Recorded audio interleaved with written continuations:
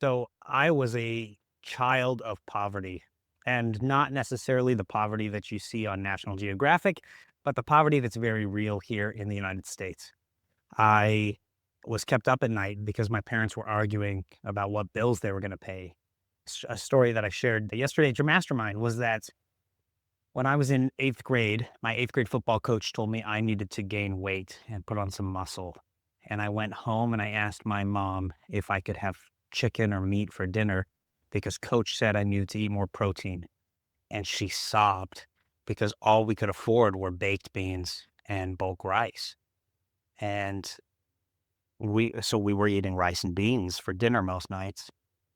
When I joined the army, that was one, it was a true desire to serve in a patriotic manner, but it was also my avenue of escape from poverty, right? I got 3 square meals a day. I had a roof over my head. I had, healthcare and all the things that we think of, very normal for humans to have.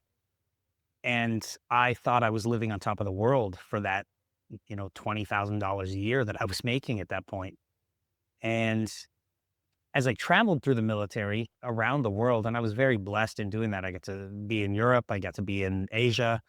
I started seeing and becoming exposed to what was actually possible and what different levels of wealth and socioeconomic status looked like.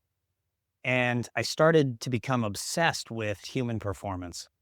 And I started researching how people find success. What are people doing to be successful? Where does money come from? How is value created? And I realized something that was kind of shocking to me. These people weren't smarter than me. They weren't more lucky than me. At the end of the day, they just had a different set of tools that I wasn't aware of existing.